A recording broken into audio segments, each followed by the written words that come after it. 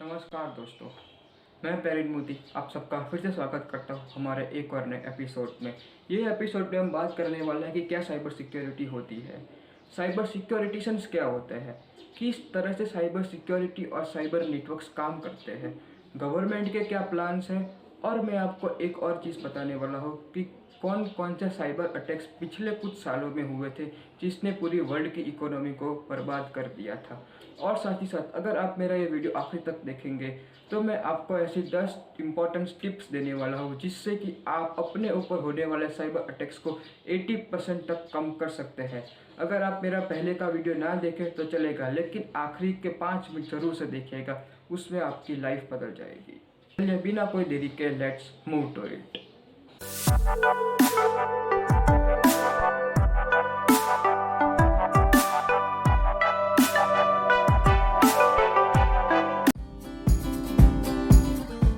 जैसा कि आप जानते ही होंगे कि जब 2019 में एक वायरस का अटैक हुआ था जिसका नाम था कोविड-19, इसके साथ साथ और एक वायरस का भी अटैक हुआ था जिसको हम साइबर अटैक कहते हैं, लेकिन ये अटैक किसी भी मीडिया ने इसका कोई जिक्र नहीं किया था क्योंकि इसमें उनको टीआरपी नहीं मिलती थी। लेकिन वो तो दूसरी बात है। आइए हम जानते हैं कि साइबर अटैक और साइबर सिक्योरिटी क्या होती है।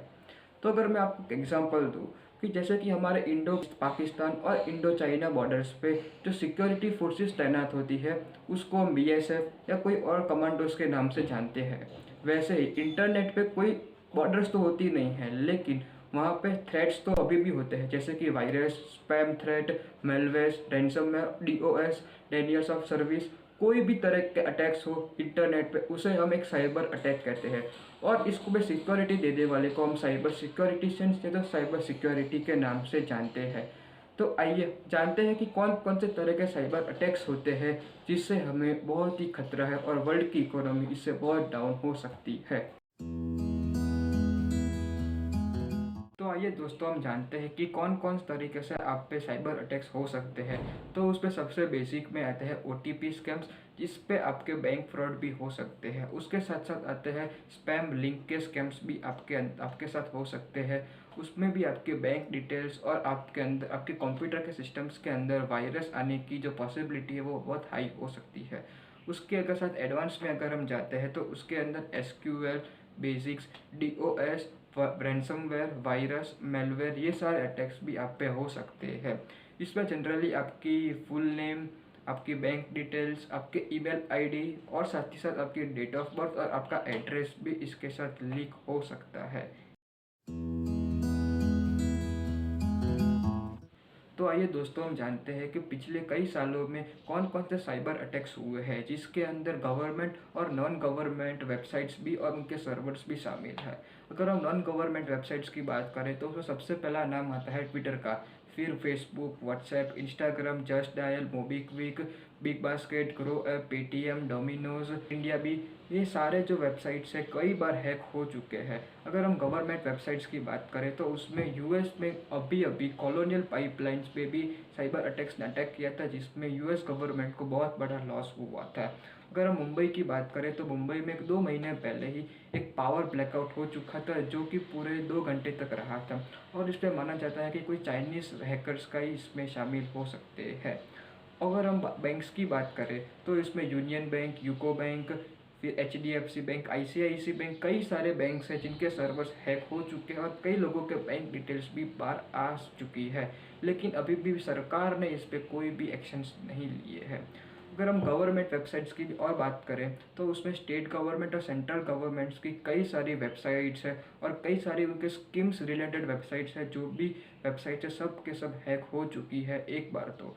और गवर्नमेंट अभी हाल ही में प्रूव करती है कि कोविन वेबसाइट है वो कभी भी हैक नहीं हो सकती, लेकिन हम ये उम्मीद रखते हैं कि ये वेबसाइट भी कभी हैक ना हो क्योंकि इसके साथ बहुत लोगों के आधार कार्ड इंफॉर्मेशंस भी हैक होने के चांसेस है। लेकिन ये सारे ऐसे नाम हैं जो कभी भी रुकने वाले नहीं हैं, क्योंकि अगर हम डेटास की बात करें तो हर साल इंडिया में 37% साइबर अटैक्स में इंक्रीमेंट आता है, जिससे स्टेट गवर्नमेंट और सेंट्रल गवर्नमेंट को दोनों को हर साल $2 मिलियन का नुकसान होता है, और ये आगे और भी इंक्रीज होने वाला है। और अगर हम नंबर्स की बात करें तो इंडिया थर्ड पोजीशन में आता है in terms of cyber attacks. जी हाँ दोस्तों, इससे 1 बिलियन लोगों के डेटा आज तक लीक हो चुके हैं। ये कोई छोटा मोटा नंबर नहीं है, ये बहुत ही बड़ा नंबर है। और अगर हम इकोनॉमिक इफेक्ट की बात करें पूरे वर्ल्ड में, तो हर साल $6 ट्रिलियन के इकोनॉमिक इम्पैक्ट गवर्नमेंट को होता है। और अगर हम और डेटास की बात करें तो पिछले साल एक अगस्त के महीने में सर्वे हुआ था, जिसमें सिर्फ और सिर्फ अगस्त के महीने में 17 लाख लोगों के अकाउंट्स हैक हो चुके थे। और उसके साथ साथ 1.6 लाख लोगों की बैंक्स की डिटेल्स भी हैक हो चुकी थी। ये बैंक्स की डिटेल हैक होने के कारण हैकर्स को $3 लाख करोड़ के फायदे हुए थे। अगर आपको इसके बारे में और इन्फॉर्मेशन चाहिए तो मैं डिस्क्रिप्शन में लिंक प्रोवाइड कर लूँगा, आप उस पर जाइए और चेक कीजिए। तो दोस्तों आइए हम जानते हैं कि इसके बारे में हमारी सरकार ने इसके बारे में क्या नए कदम उठाए गए हैं। तो सरकार का ये अगर हम माने तो सरकार ने ऐसा कहा था कि इसके बारे में ये लोगों ने एक नेशनल इंफॉर्मेशन क्रिटिकल एक्ट को भी लॉन्च किया था, साथ ही साथ चीफ इंफॉर्मेशन ऑफिसर को भी ये लोगों ने अपॉइंट किया था। और स्वच्छ साइबर केंद्र को भी ये लोगों ने कोई पोर्टल बनाया गया था, जिसपे आप अपनी इंफॉर्मेशन और आपके साइबर अटैक्स की रिपोर्ट भी लिखवा सकते हैं। और साथ ही साथ सबसे अहम फैसला ये लोगों ने ये लिया था कि हर एक लोकल क्राइम ब्रांच में एक साइबर सिक्योरिटी नाम का डिपार्टमेंट भी ये लोगों ने लॉन्च किया था, जिसमें अगर आप पे कोई भी साइबर अटैक हुआ हो तो आप वहाँ जाके आपकी रिपोर्ट लिखवा सकते हैं। और ये लोग उसमें उसमें 5 से 6 दिन के अंदर आपका एक रिपोर्ट भी और सॉल्यूशंस भी आपको दे देंगे। और साथ ही साथ अगर ऑनलाइन रिपोर्ट लिखवानी हो तो मैं इसकी लिंक आपको डिस्क्रिप्शन में दे दूंगा, जहाँ पे जाके आप अपनी ऑनलाइन रिपोर्ट लिखवा सकते हैं। वहाँ पे आपको ऑफिशियल्स 2 से 5 दिन के अंदर आपका कांटेक्ट कर देंगे। लेकिन ये अगर हम दोस्तों माने तो ये कोई भी स्टेप्स नहीं लिए गए सरकार ने, क्योंकि अगर हम बाकी देशों की कंपैरिजन करें तो बाकी देशों में ये सरकार ने बड़े ही सख्त कानून बनाए गए हैं इसके बारे में। अगर हम देखें तो उसमें अगर कोई भी कंपनी में अगर साइबर अटैक होता है तो उस कंपनी को सबसे पहले तो उसकी एंटी मैकेनिज्म्स बनानी होती है। और साथ ही साथ सरकार को 10 करोड़ रुपए का जुर्माना भी ये लोगों को देना पड़ता है। और कोर्ट में भी ये देना पड़ता है कि वो लोगों ने उस पर क्या क्या एंटी मैकेनिज्म्स बनाने की कोशिश की है। अगर वो मैकेनिज्म सही ना हो तो वो कोर्ट उन पूरी कंपनी को ही बैन कर सकती है। और सरकार ने ये भी एक्ट बनाया गया था कि उस हर एक कंपनी को जितनी इन्फॉर्मेशन चाहिए उतनी ही वो लेगी। और अगर वो इन्फॉर्मेशन लेने की कोशिश करेगी तो सरकार उन पे फिर भी 10 करोड़ रुपए का जुर्माना लगा सकती है। और हमारे भारत देश में तो ऐसा कुछ भी कानून नहीं बनाया। सरकार कहती तो है कानून बनाने का, लेकिन अभी तक उसका कोई भी इम्प्लीमेंटेशन। तो दोस्तों हम आते हैं अपने वीडियो के सबसे इम्पोर्टेंट पार्ट पे। और अब मैं आपको इस पार्ट के अंदर 10 ऐसी टिप्स दूंगा जिस पे अगर आप इसका इस्तेमाल करें तो आप अपने आप पे होने वाले 80% साइबर अटैक से अपने आप को बचा सकते हैं। और हालांकि 20% की गारंटी तो कोई भी नहीं लेता है, क्योंकि वो आप पे डिपेंड होता है आप अपनी कितनी इन्फॉर्मेशन इंटरनेट पे शेयर करते हैं। और साथ साथ गवर्नमेंट के कुछ कुछ स्टेप्स होते हैं, उसको आप कितना इम्प्लीमेंटेशन करते हैं। तो आइए बिना कोई देरी के हम इन 10 टिप्स को जानते हैं। इसमें सबसे पहली टिप ये है कि आप अपना पासवर्ड इस तरह से बनाएं कि जिसमें हर एक सिम्बॉल्स आए, हर एक लेटर्स आए, लोअर क्लास अपर क्लास, हर एक तरीके की पासवर्ड आपके पास अवेलेबल होना चाहिए। और मैं तो आपको ये सजेस्ट करूँगा कि आप हमेशा अलग अलग वेबसाइट्स पर लॉगिन करते वक्त अलग अलग पासवर्ड्स का यूज़ करें। और अपने पास 3 से 4 जितने ईमेल आईडीज भी रख लीजिए, और उसमें से 2 तो अपने आप को पर्सनल तरीके पे काम करने होगा। जी हाँ, आप पासवर्ड्स का भी और आप पासवर्ड मैनेजर्स का भी इस्तेमाल कर सकते हैं अपने पासवर्ड्स को याद रखने के लिए या अपने पासवर्ड्स को मैनेज करने के लिए। अगर हम दोस्तों दूसरे तरीके की बात करें तो उसमें आता है 2 फैक्टर ऑथेंटिकेशन।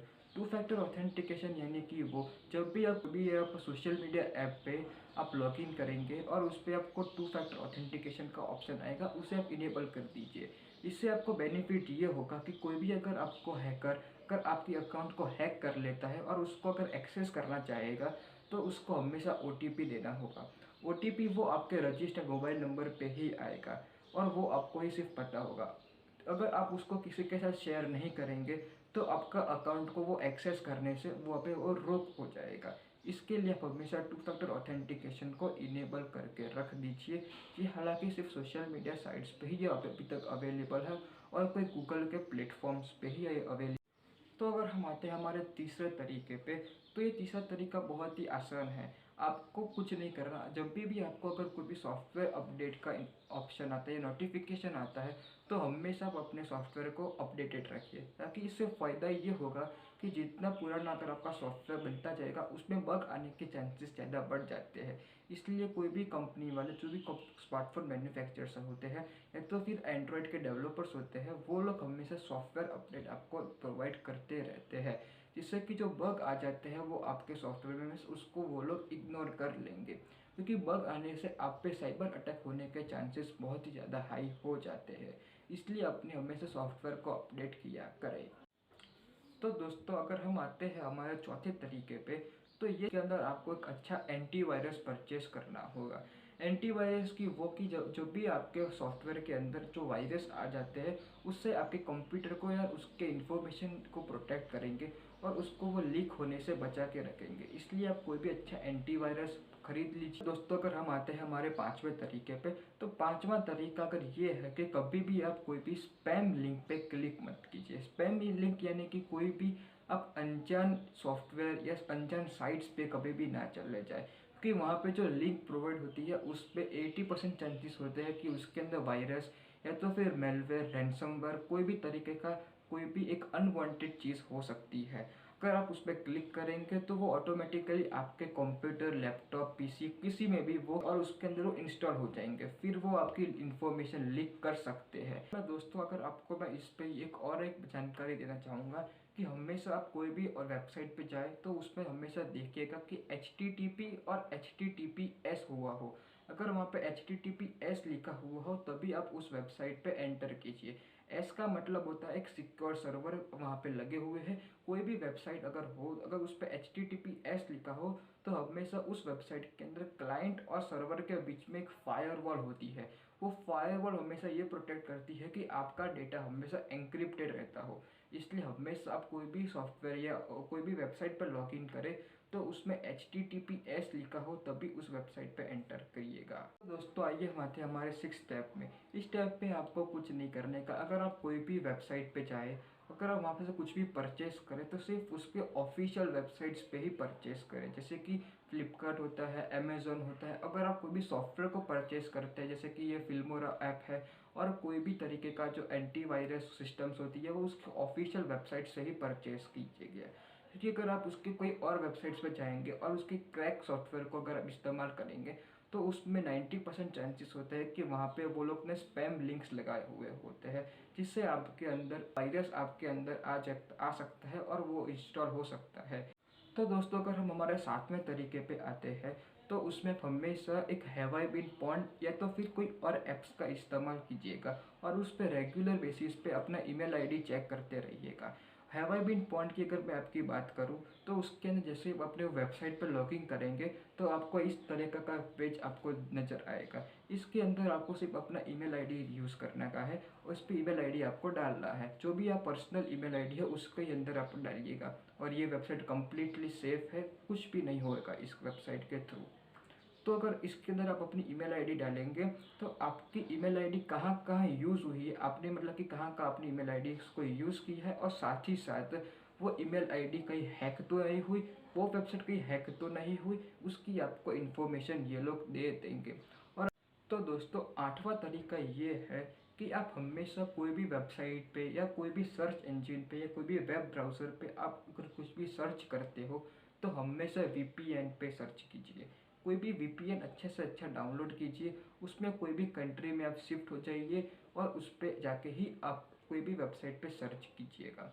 क्योंकि इससे फ़ायदा ये होता है कि कोई भी वेबसाइट को और कोई भी हैकर आपको हैक करते हैं तो वो आप कंट्री बेसिस पे जाके ही आपको वो हैक कर पाएगा। अगर आपने अपनी कंट्री बदल दी होगी या तो अपने कंट्री का ओरिजिन बदल दिया होगा तो वो हैकर आपको जल्दी से ट्रेस नहीं कर पाएगा, क्योंकि वो अगर आपको एक बार ट्रेस कर लेगा तो उससे आपकी IP एड्रेस भी ट्रेस हो सकती है और उसके आपके एड्रेस का जो डिटेल्स है वो भी आपके लीक होने के चांसेस 90 to 100% हो सकते हैं। तो दोस्तों अगर आप कभी भी इंटरनेट पे अगर अपनी इन्फॉर्मेशन डालते हो तो पूरी की पूरी इन्फॉर्मेशन मत दीजिए। जहाँ पे भी अगर आपको ऑप्शनल नज़र आए तो वहाँ पे आप इन्फॉर्मेशन कभी भी मत डालिएगा। आप अपनी पूरी इन्फॉर्मेशन जहाँ पे ज़रूरत है, मतलब कि कोई आप कॉलेज के फॉर्म या तो कोई एंट्रेंस एग्ज़ाम के फॉर्म या तो कोई अपने ज़रूरी फॉर्म्स भरते हो, उसमें ही आप अपनी पूरी इन्फॉर्मेशन डालिएगा। तो दोस्तों, अगर आपको कोई भी अनजान नंबर से या अननोन नंबर से अगर आपको इंस्टाग्राम पे, व्हाट्सएप पे, फेसबुक मैसेंजर पे और अगर यहाँ पे भी अगर आपकी जो एंड्रॉयड की जो इनबिल्ट जो मैसेजिंग ऐप होती है, अगर उसमें आपको कोई भी अगर अनजान नंबर से अगर मैसेज आए तो कृपया उस मैसेज को आप पढ़ के एक बार सिर्फ डिलीट ही कर दीजिए। वहाँ पे कोई भी लिंक हो, कोई भी नंबर हो, कोई भी जगह अगर आपको कहीं पे भी कुछ आपको इन्फॉर्मेशन दी गई हो, उसको फॉलो मत कीजिए। बस सिर्फ उसे रीड करके उसके पढ़ के आप डिलीट ही कर दीजिए। तो फिलहाल के लिए दोस्तों बस इतना ही। अगर आपको ये वीडियो इन्फॉर्मेटिव लगी हो तो प्लीज़ हमारे चैनल को लाइक कीजिए, शेयर कीजिए अपने दोस्तों के साथ, क्योंकि ये एक ऐसा टॉपिक है जिसके बारे में आज तक ना किसी को ज़्यादा पता है। इसलिए प्लीज़ इस चैनल को और इस वीडियो को ज़्यादा से ज़्यादा लोगों तक शेयर कीजिए, क्योंकि हम ऐसे ही इन्फॉर्मेटिव वीडियोस आपके लिए लाते रहेंगे। और कृपया हमारे चैनल को सब्सक्राइब भी कर दीजिए और उस पर आने वाले बेल आइकन को भी क्लिक कर दीजिए, ताकि आपको हमारी वीडियो जल्द से जल्द पहुंचती रहे।